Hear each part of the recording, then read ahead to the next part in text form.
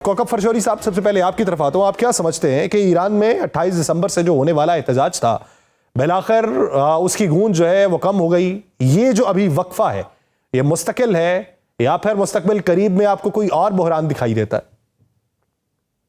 बेहद शुक्रिया। देखिए, ईरान की सूरत हाल का ज़ाहिर है ज़्यादा बेहतर अंदाज़ा आपके जो गेस्ट ईरान वहाँ खित्ते में है, ज़ाहिर है वो बेहतर बता सकेंगे। ईरान अजनबी नहीं है इस किस्म के मुजाहिरों के लिए। ईरान की हुकूमत के खिलाफ इससे पहले भी कई बार मुजाहिरे हो चुके हैं, लेकिन हाँ, जिस पैमाने पर इस बार हुए शायद इतने ज़्यादा नहीं, और जितने ज़्यादा लोग इस दफ़ा मारे गए उनकी तादाद भी बहुत ज़्यादा है। ईरान में मसाइल बिल्कुल मौजूद हैं, दुनिया के हर माशरे की तरह ईरान भी एक ऐसा माशरा है जहां अवाम को अपनी हुकूमत से शिकायत रहती है और उसका इजहार वो करते रहते हैं। मुजाहिरे पुरअमन रहने चाहिए और हुकूमत का रिस्पॉन्स भी पुरअमन रहना चाहिए। ये दुनिया में हर माशरे में लोगों का बुनियादी हक है कि जहां पर उन्हें लगे कि उन्हें अपनी हुकूमत से शिकायत है, वो उससे शिकायत अपनी दर्ज कराएं, उसके तरीके होते हैं। और ये कहना कि इस दफ़ा चूंकि मुजाहिरों पर काबू पा लिया गया इसलिए आइंदा कभी हुकूमत मुखालिफ मुजाहिरे नहीं होंगे, ज़ाहिर है ये दुरुस्त नहीं होगा। जैसे ही इस तरह की कोई हालात दोबारा से पैदा हुए कि जहां अवाम का गम गुस्सा हुकूमती इक़दामात या जो माशरे की उमूमी सूरत हाल है उसके खिलाफ बढ़ा, तो फिर ये दोबारा से मुजाहिरों पर मुंतज हो सकता है। अच्छा कौकब साहब, सबसे पहले अगर बात करें डोनाल्ड ट्रंप साहब के हवाले से, मुख्तलिफ मौक़ों के ऊपर उनके बयानात कुछ और होते थे, एक्शंस कुछ और होते थे। यानी कभी वो कहते थे कि ईरान के ऊपर हमला नहीं किया जाएगा, तो इजराइल ईरान वार के अंदर हमला उन्हीं दिनों में हुआ जिन दिनों में उनके बयानात थे, जब लोग ये तकिया कर बैठे थे कि नहीं, अमेरिका इसमें मुदाखलत नहीं करेगा। वेनेजुएला के मामले पर भी ऐसे ही दिखाई दिया कि न्यू ईयर रेजोल्यूशन जो थी वो उन्होंने कहा आई वांट पीस, लेकिन साल के शुरू के ऊपर ही वेनेजुएला पे हमला कर दिया गया। क्या ऐसे इम्कानात हैं कि अमेरिका अब भी मुदाखलत कर सकता है और अमेरिका कोई इकदाम उठा सकता है? देखिए, अमेरिका का ईरान से जो अमेरिका के इससे सब लोग आशना है कि अमेरिका ईरान के बारे में क्या सोचता है। वो बिल्कुल क्लियरली वाज़े तौर पर जो ईरानी हुकूमत है, जो ईरानी रजीम है, वो उसे पसंद नहीं करते और वो उसको समझते हैं कि वो एक क़ासिद रजीम है, और अवाम के साथ वो उनकी इजहार इस बात का तो वो करते हैं। ईरान पर हमला बरह रास्त करना ज़ाहिर है बहुत बहुत बड़ा कदम होगा। जिन दिनों की आपने बात की, जिन दिनों में अमेरिका ने ईरान पर हमला किया था, ज़ाहिर है वो एक्स्ट्रॉर्डिनरी सर्कमस्टांसेस ऑफ जंग चल रही थी, इजराइल और ईरान के दरमियान जंग चल रही थी, तो उसको ज़ाहिर एक बिल्कुल उसका तनाजुर बिल्कुल मुख्तलिफ है। इस वक्त का जो तनाजुर था वो यही था कि ईरानी अवाम अपनी हुकूमत के खिलाफ मुजाहरे कर रहे थे और ये 100% ईरान का अंदरूनी मामला था। ऐसे में अमेरिका की तरफ से बरह रास्त कोई दखल अंदाजी, इंटरवेंशन, ज़ाहिर है उसका बिल्कुल एक अलग से कॉन्सिक्वेंसेस होते। तो ये कहना कि क्या अमेरिका ईरान में के मामलात में उसे दिलचस्पी अब नहीं रहेगी, ऐसा हरगिज़ नहीं होगा। बिल्कुल होगा, और उनकी कुछ ना कुछ किसी ना किसी सतह पे वो इंगेज रहेंगे। बरह रास्त ज़ाहिर है अमेरिका ईरान से इंगेज नहीं करता, इंटरमीडियरीज के जरिए दूसरे तरीक़ों से होते हैं।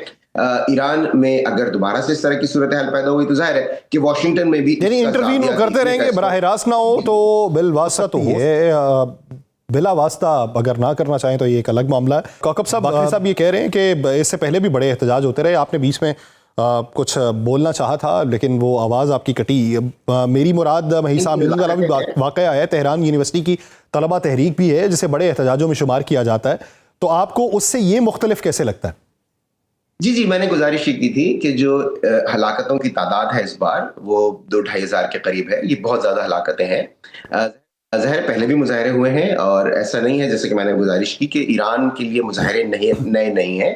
ईरानी अवाम अपनी हुकूमत के खिलाफ निकलती रही और ज़ाहिर है 1979 में जिस तरह से वहाँ पर इमाम ख़ुमैनी वापस आए और जो उनकी डायनेस्टी का उन्होंने खात्मा हुआ, तो ईरान तो बहुत ज़्यादा इस मामले में मुतहर्रिक है, उनके लोगों में बहुत ज़्यादा तहर्रुक है। मैं हलाकतों की बात कर रहा हूँ कि गुज़िश्ता 5-7 बरस में जो मुजाहरे हुए हैं उसमें सबसे ज़्यादा हलाकतें ये जो मौजूदा मुजाहरे इसमें हुई हैं।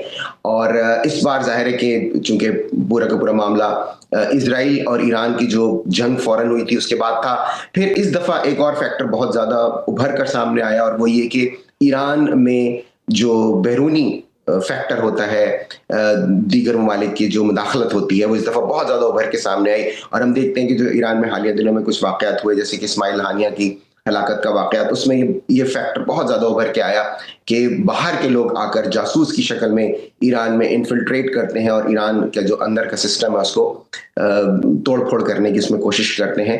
تو اس وجہ سے اس دفعہ کے جو مظاہرے تھے وہ بہت زیادہ ایکسٹراڈنری تھے. ٹھیک پاکو صاحب، وہ یہ کہتے ہیں کہ ہلاکتوں کے حوالے سے تو آپ بات ٹھیک کر رہے ہیں کہ ہلاکتیں زیادہ ہوئی ہیں، لیکن اس سے جو طرز احتجاج ہے یا طرز ہلاکت ہے اس سے داعش کی بو آتی ہے. اور وہ یہ کہتے ہیں کہ پینیٹریشن ہوئی ہے اندرونی سطح کے اوپر، لیکن وہ اتنے بڑے پیمانے پہ نہیں ہوئی، چند جگہوں پہ ہوئی ہے جس کی وجہ سے اسے پورٹرے کیا گیا ہے.